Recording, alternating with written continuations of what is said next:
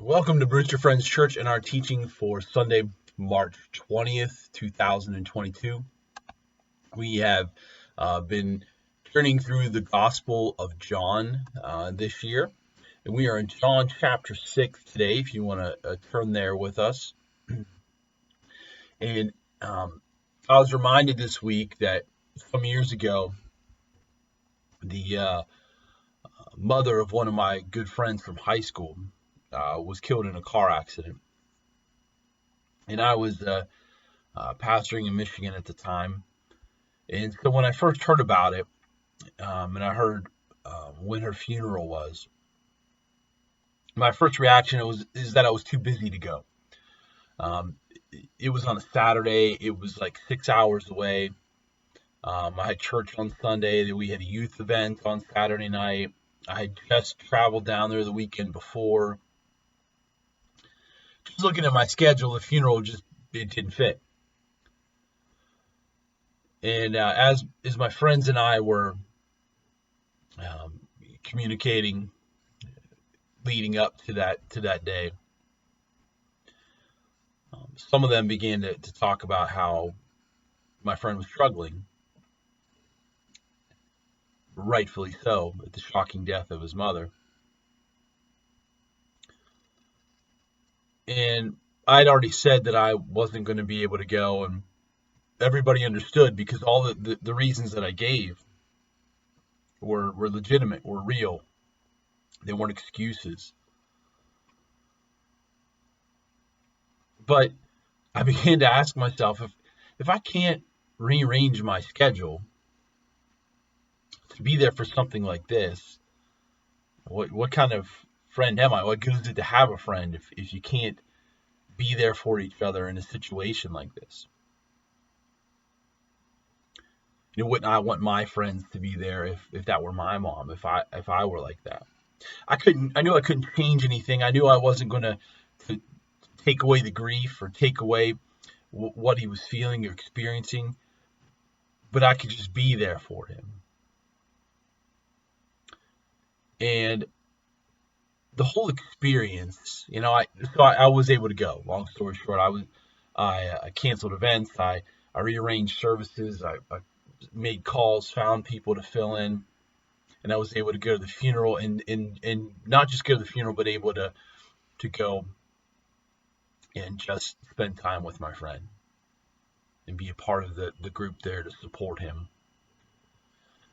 But the whole experience has always been a reminder to me about how untrustworthy we as humans are.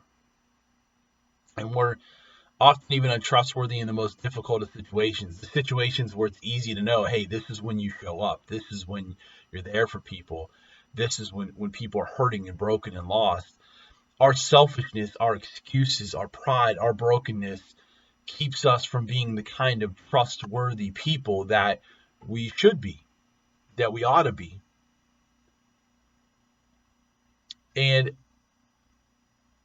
I believe that sometimes we make the mistake of believing that God is like us. We start to think that in our times of grief and our times of brokenness and our times of pain, that God is like those untrustworthy friends. That God is, can be too busy or have other things going on, or that we're not important enough to merit his time. And we question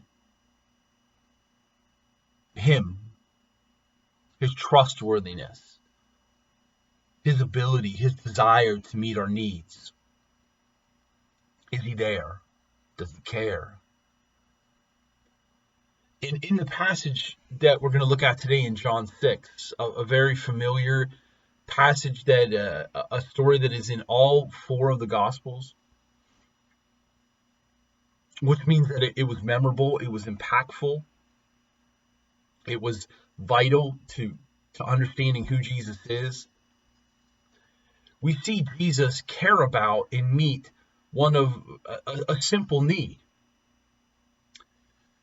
And in doing so, he tells us, shows us that he has the ability and the desire to provide for us in great ways.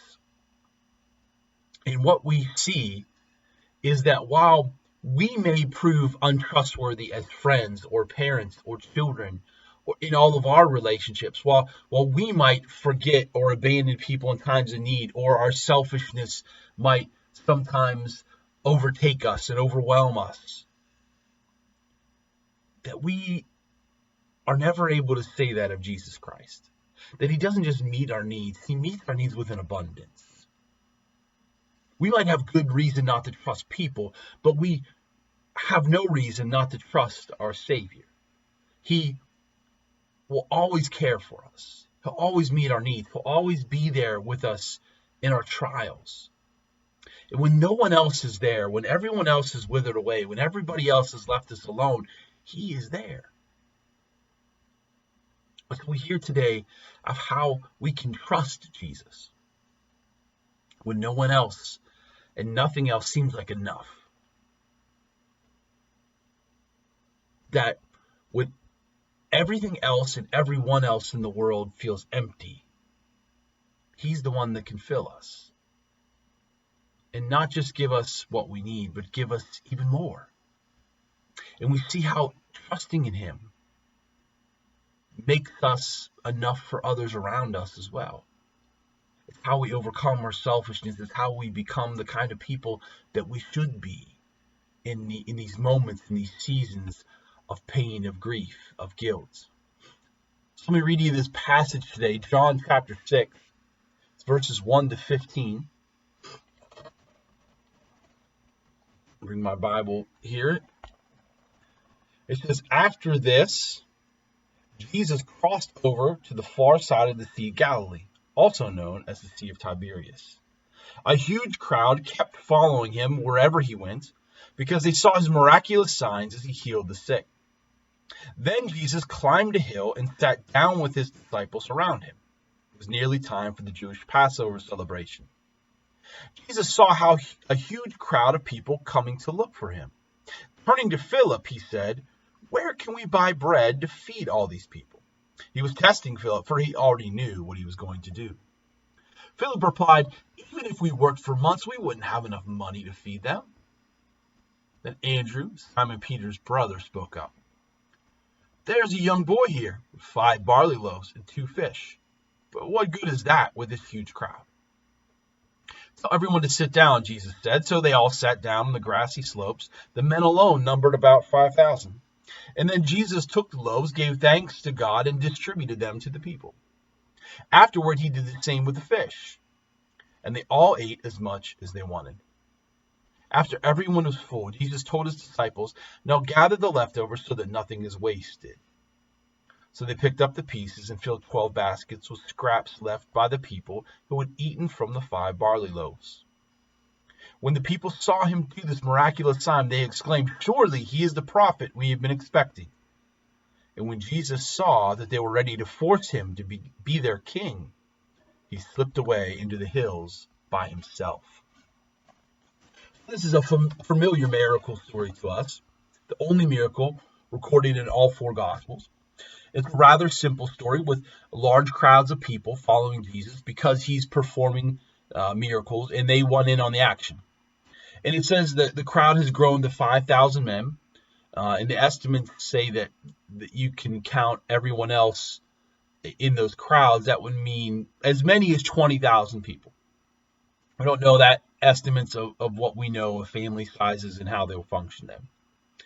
So somewhere in that range, 5,000 to 20,000 people. Big crowd. So Jesus and his disciples sit down on a hill to rest from their journey, and the crowd finds them. And it says that Jesus decides this is the opportunity to test his disciples, namely Philip here. And he asks him, "Hey, where can we buy bread for all these people?" Notice that's where can we buy bread? Philip's answer is that 200 denarii, which is about 8 months of wages, isn't enough to buy bread for everyone in that crowd to have just a single bite. Here in my translation, if we worked for months, we wouldn't have enough money to feed them. It's even more extreme than that. Like saying if we worked for months, we couldn't give everybody here a single bite. Now, we know Jesus and his disciples had a fund for the ministry. We know this from the Gospel of Luke. And my presumption is that Philip doesn't just bring up 200 denarii, on a whim. He's probably saying that if we spent all the money that we had, if we spent every penny between the 13 of us, we couldn't buy enough bread for a single bite for everybody. Jesus asks, where can we buy bread? Philip answers, we can't buy bread. Much like the lame man in last week's passage in John chapter 5, when Jesus asks him, do you want well? His answer is, I can't.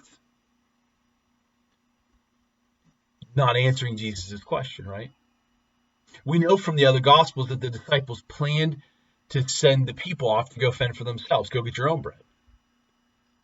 And so Andrew, Simon Peter's brother, pipes up and says, hey, I found this boy, he's got 5 loaves and 2 fishes. But probably not much of a help, right? Great. I mean, who even suggests that? With 20,000 people, hey, I found 5 loaves of bread. That's not enough for the disciples, let alone this enormous crowd of people. So now the test is over, and Jesus has everybody sit down. And so the question is, did Philip pass or fail the test? If it's a math test, he passes, right? 5,000 men divided by 5 loaves of bread and 2 fish doesn't equal a meal. Not for anyone. But there's a factor they forget in the equation. Jesus. The Jesus who turned barrels of water into the finest wines. The Jesus who performed miracles all around the land. The Jesus who saved a dying boy without ever so much as stepping foot in his town. The Jesus who made a lame man walk after 38 years of not walking. The Jesus all the people were there for because they heard of the healings. They heard of the signs and wonders. They knew what he was doing. They saw all these people and said, we don't have enough. They saw their money and said it wasn't enough. They saw their bread and said that was not enough. They saw the 2 fish and said that's not enough. They saw themselves and said, we are not enough. And in doing so, they looked at Jesus and said, Jesus isn't enough. They failed the test. Maybe they never thought about Jesus. Maybe, he had never done a miracle with food before, although wine's pretty close. So they never thought about, hey, maybe Jesus can do something with the food. Maybe they thought it was too much to ask of him. It was too big of a miracle. Maybe they thought these needy people needed to do something for themselves. Maybe they were hungry and worried Jesus would give away what was for them. Maybe they were greedy and afraid he was going to use their money to buy somebody else food. We don't know for sure what they were thinking. But what we do know for sure is that none of them turns to Jesus and says, hey, we can't buy bread, but we trust that you can provide. We know that you can do something. Hey, these 5 loaves and 2 fishes aren't enough in our hands, but they're enough in your hands. None of them says we can't feed these people, but you can. None of them says we can't provide even for ourselves, but we trust in you. Passing the test would be saying we can't, but Jesus, we know that you can. So Jesus sits everybody down, he blesses the bread and the fish, and he starts feeding people. And he doesn't give them a nibble or a bite from the 5 loaves and 2 fish. He doesn't give them what they need. He gives them as much as they want. He provides them enough until they are full. And not just enough for them to be full, but enough that there are 12 baskets left over, one for each doubting, untrusting disciple to take home with them. In those days, it was customary for a host to have leftovers at a meal because it was a sign that they were an adequate provider. You've got leftovers, it means you can provide more than enough. And Jesus shows he's more than an adequate provider. He's the ultimate provider. He's able to take the smallest of things and meet our deepest of needs with abundance. So as we think of this simple story that we know well, the question is, what do we really learn about God's provision? I talked about how it means that we can trust Jesus. But what does that mean? What does it mean for me to trust to Jesus to provide in great needs, in times of loss, in times of grief, in times of brokenness, in times of pain, in times of worry and anxiety and fear, in times when I'm hungry? what does it mean for God to be the ultimate provider for me, for you right now? I want to give you just 6 things that I think we learn from this passage, and there's probably many more that we can take away from, but 6 things I want you to really think about and concentrate on today. Number 1, we learn here that there is no need that is too great for Jesus. I mean, Philip says, this need's too great for our resources, and Philip appears to be right. They don't have enough money to buy bread for all these people. They don't have enough bread to divide among all these people. But no need's too great for Jesus. Jesus takes what little they have. He says, where can we buy bread? Nobody figures that out. Because let's be honest, there's not a shop in town that has enough bread for all these people. If Jesus says, go fend for yourself, they're not going to be able to find it. The only way, the only one that could give them what they needed was the bread of life. See, they might not have had enough in their hands, but anything is enough in God's hands. God can take anything that we have and meet the needs around us with it. No need is too great for Jesus. We should never look and say, okay, this need right here is deep, is big. That's too much for us to ask Jesus to help us with. I can't pay for it. I can't afford it. I don't have enough. And it's too much to ask of Jesus. No need is too great for Jesus. Number 2, God meets needs, not wants. I'm going to give you the example here. Because he meets the need of the bread, right? Hunger is a clear need. It's not a want. I don't want food. I need food. Sometimes I want food. But if I haven't eaten for a long time, I need some food. And Jesus recognizes these people have been following him. They haven't eaten. Everybody needs to eat. But at the end of the passage, he tells us they call him the prophet. And it's got a capital P here. Surely he's the prophet we've been expecting. Whether we assume they mean Moses. They expected a new Moses. And here we'll see in the following passage in a couple weeks how that they start talking about manna from heaven, like Moses provided bread. This is a new Moses, a new promise. And it says Jesus recognized they want him to be their king. They want him to be the kind of Messiah that they desired. Now he's starting to do the kind of things that they want the Messiah to do. He's starting to be the Messiah that they expect. They want him to be who they've decided he needs to be. But God's not who we want him to be. God doesn't do whatever we want him to do. We can't trust God to just be the kind of king, the kind of prophet, the kind of God that we expect, that we want, that we desire. We say, here's my need. Jesus, I want you to meet that. He meets needs, not wants. And so you really have to ask yourself, is what I want from God a need? Is it really a deep need? Or is it something I want? What we find, number 3, is that when God meets those needs, it's with abundance. It's more than enough. He takes these 5 loaves and 2 fishes, and he doesn't just feed everyone. He gives them more than they can eat. They all eat their fill, and then there's left over. There's enough baskets left over for every disciple. Jesus gives us, and I want you to know this, they couldn't have found that bread anywhere else. There's no way they could have found all that bread at the store. There's no way they could have run into town and found probably 12 baskets of bread, let alone enough to feed the however many thousand people were there, plus have 12 baskets left over. He gives us an abundance of things that we cannot find anywhere else. I can find bread. If we read this and think, well, Jesus is going to give me bread, which is a mistake the people there make,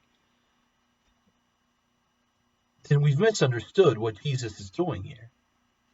He's not going to give me, I don't get to open my door and there's enough bread and then even more left over for the day. No. He gives me, I can go buy bread. I can find bread. But there's things I can't find in the world around me. There's things I can't go buy at the store. There's things I can't go outside and discover. There's things I can't find in the people in my life. God meets our needs with an abundance of the things that only He can give us. And those moments in life where you can't find what you're looking for anywhere else, where you've searched and you've bought all the things and you've talked to all the people and you've read all the books and you've searched everywhere and there are no answers. That's the need that God meets with abundance. And He pours things like joy and peace, and hope, and love that you can't find anywhere else and in anyone else. But number 4, abundance does not mean what you want it to mean. Churches develop theologies around this. And you could listen to other pastors who say, see Jesus meets in an abundance. So, pray for it, ask for it, and expect abundance. And while that seems to fit what Jesus does here, His abundance does not mean that we get as much of whatever we want. When I was a young pastor, I had another pastor tell me that if I didn't trust God enough to drive a brand new Mercedes, that I didn't trust God enough. I should be driving a brand new Mercedes right now, and I should trust that God would provide. Forget that I could have bought other cheaper cars. That was an abundance. I should trust God to provide enough for me to drive a brand new luxury car. Now, at the time, I was driving a very used Buick I had bought from my aunt, where the odometer didn't work, an engine that burnt oil constantly, and the paint was falling off of it. So I apparently didn't trust God at all.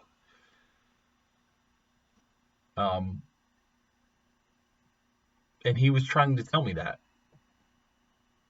you need to get rid of that car and go buy something that you can't afford and trust that Jesus to pay for. Friends, that's not the abundance that Jesus gives. Does our cup overflow? Yes. Not with new cars. Not with the things of this world. Mercy, grace, love, peace, joy. Things that only He can give. Abundance doesn't mean what the world wants it to mean. Number 5. God measures needs, not us. God determines what the needs are. If you ask the people in the crowd that day, what's clear is this: they believe they need a king. Ask them the next day, and they tell you, we need more bread. And Jesus doesn't become their king, and Jesus doesn't give them more bread, because we don't get to decide needs. Jesus does. Because often what we think are needs are not needs, they're desires. And desire and need are two very different things. What are needs that Jesus meets? What are the actual needs that we have as human beings, as children of God? We have physiological needs. We need food, we need water, we need to sleep, we need a home. There's people that struggle to find those needs. I don't go to Jesus for those needs because He has made it able for me to meet them. But there's people that do struggle with that, and I believe that Jesus wants to use people around them to meet those needs. We have a need to be loved. And in that need to find love, we find identity in that. We find a family in that. We find a place to belong in that. And while perhaps we think we should be able to find that love in our biological families or our friends, we don't always do that. And so Jesus provides a number of ways for us to find that love, whether it's the church, which is supposed to be a place, a family, a place to belong, whether it's our identity in Christ that gives us meaning and purpose and helps us to experience that love. We find love in Jesus in a way. That's a need that He meets, always. that he'll always provide a way to meet. Because he can put the basket of bread in front of you, you got to eat it. You got to take it and eat it.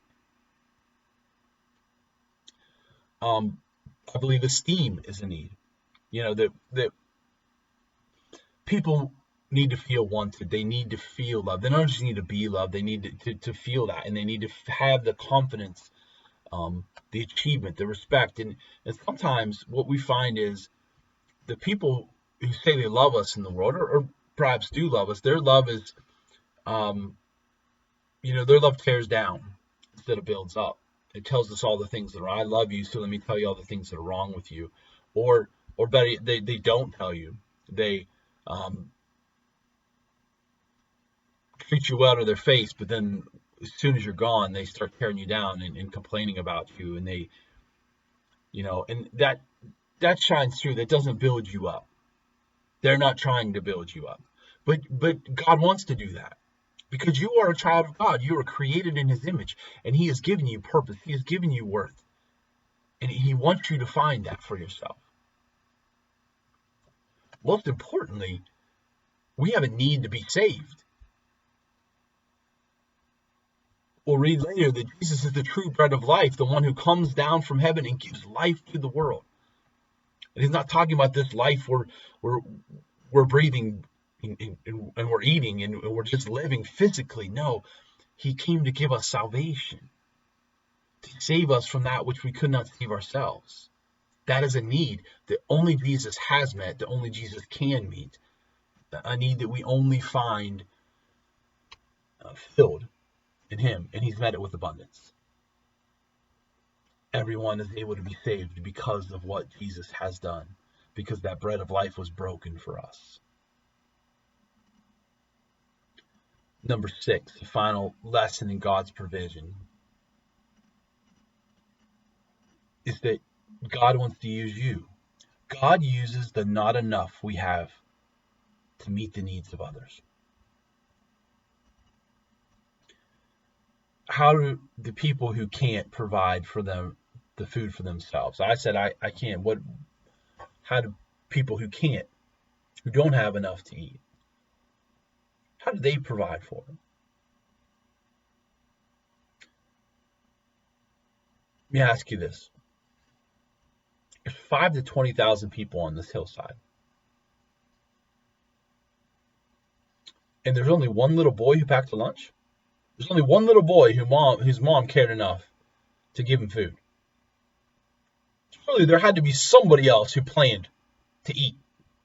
Surely somebody else had to have something packed away. Though we don't know that, but I think it's a pretty safe assumption that more than one out of the 20,000 had a loaf of bread, had a fish tucked away somewhere. We don't know, but what we do know is this. There was only one out of those 20,000 people who was willing to bring that food to Jesus, who was willing to give to Jesus what they had, even though it wasn't enough. There was one who was willing to say, I don't have enough. But Jesus, my not enough is yours. I'm going to give you my not enough. And that not enough was enough in the hands of Jesus. He takes that not enough and uses it to bring abundance to everyone there. That boy could have said, this is my lunch. I need this. It would have been true. But Jesus stopped on that hillside and he asked, how is everyone going to eat? Jesus cared enough about the needs of each and every one of those people. And that little boy said, if Jesus cares about all these people, then so should I. If Jesus cares about the needs of these people surrounding me, people surrounding you, so should you. So should I. That reminded me of a story I read about a man named Bob Pierce. And Bob Pierce was the founder of World Vision, which is an international Christian relief organization. And Bob Pierce had leukemia. And it was at this stage of his life, it was near the end, it was advanced, and he took a trip to Indonesia before he died. He went and visited one of his colleagues, the people that they worked with. And in Indonesia, they were walking through a small village, and they saw a young girl, and she was lying on a bamboo mat next to the river. And Bob asked, what was going on with her, what was wrong with her, and they told him that she was dying of cancer, and she only had a short time to live. Well, Bob, who also was dying of cancer, his heart went out to her, and it was angry. Why is she in a mat by the river? Why is she not in a clinic? The friend explained that she don't want to be in a clinic. She's from the jungle, and she knows she's dying, and she wants to spend her last day by the river where it's cool and familiar, where it feels like home. So as Bob gazed at this young girl, he felt so much compassion for her. He related so much to her and felt so much for her while he's getting the care he needs that allows him to travel and do what he's doing. He or she gets nothing and lays by this river in the jungle. So he got down on his knees in the mud, and he took her hand and just began to, gently stroke it. And he prayed for her. She didn't understand him. They don't speak the same language. But she could tell that what he's doing meant that he cared. And so when he was done praying, she looked up and she said something. Bob turned to his friend and said, What is she saying? His friend said, she's saying, if only I could sleep again. That's it. If only I could sleep again. And they told him that her pain was too great for her to be able to rest. She tried to sleep, she can't. And then Bob began to weep. And he reached down into his pocket. He took out a bottle of sleeping pills. These sleeping pills that his doctor had given him, because the pain from his leukemia was too great for him to sleep at night. And he handed that bottle to his friend. And he said, as long as these pills last, you make sure this young lady gets to sleep. Bob was 10 days away from anywhere where he could get a new prescription. So handing that bottle to his friend meant 10 sleepless, painful, restless nights. That day, to be a servant of Jesus cost him greatly. He would suffer because of it. And yet, in handing that over, like the little boy handed over 5 loaves and 2 fishes, everything he had to eat, there was some sense of satisfaction, some fulfillment that he found, knowing that he had done what he was supposed to do, what Jesus would want him to do. Because in that moment, that girl had a need that nobody could meet. Jesus brought along somebody who could, at least for a few nights. When we read stories like this in Scripture, sometimes we envision ourselves in the crowds, receiving the bread and the fish, having our hunger filled, watching Jesus miraculously provide for us in an unexpected way. But as you think of yourself in the crowd, I want you to stop for a second and start asking, I want to be in the crowd. I want Jesus to give to me. That's why we envision ourselves there. I want to be the one whose needs are provided. But stop imagining yourself that way and ask yourself this: are you Philip or are you that little boy? Because most of the time we're Philip. And we're failing the test of trusting Jesus. We don't even look to him or trust him to move or to do something or to be something. We're Philip and we're telling ourselves all the reasons that we can't, all the reasons that God can't. When we're focused on the impossibilities of this world so much that you're missing out on the greatness of God. But maybe you're that little boy. And you're willing to come to God and say, I'm not enough. And I don't have enough. But I trust my not enough into your hands. And I know that with you, I'm enough. So here's everything I have to give, as little as it may be.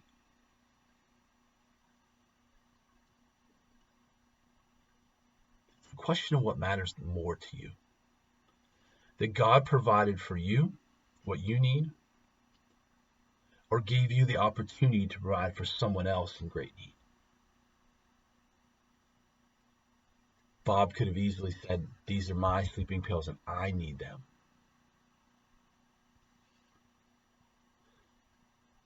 But he had already been given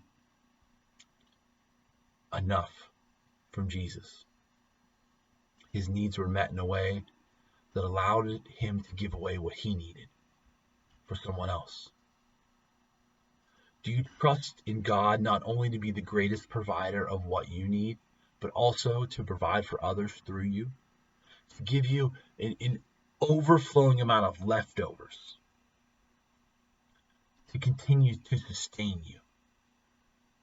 Do you trust him to meet your not enough with his greatness? Is what you search for in him really what he promises you, really what you need? Or are you trying to make him the God you want him to be? Are you trying to make him promise what you want him to promise? He'll be enough for you today. He just won't be whatever you want today. Trust in Jesus today. Not just to provide for you, not to find some abundance of what you want, but trust in Jesus to take your not enough and to use it to pour an abundance of his love and grace and peace and joy into the life of others. Because I promise you, that day leaving that hill, that nobody felt more full than that little boy. Whose 5 loaves and 2 fishes in the hands of Jesus fed thousands of people. He found something there that if he kept them to himself, kept that 5 loaves for himself, if he kept those 2 fish for himself, would have never given him. He found the bread of life. And that sustained him. Have you found the bread of life today? Because if you found what you need in him, you're ready to give away what you have outside of him, because you don't need it anymore. Are you willing to trust God enough that he'll take whatever you have, as small as it may be, change the world around you with it? Trust him today to do that for you and through you in the lives of the people that he surrounds you with today. Stop looking to have your needs met. Stop just thinking about how Jesus can be enough for me, and start thinking of how you're not enough, can be enough in the hands of Jesus Christ.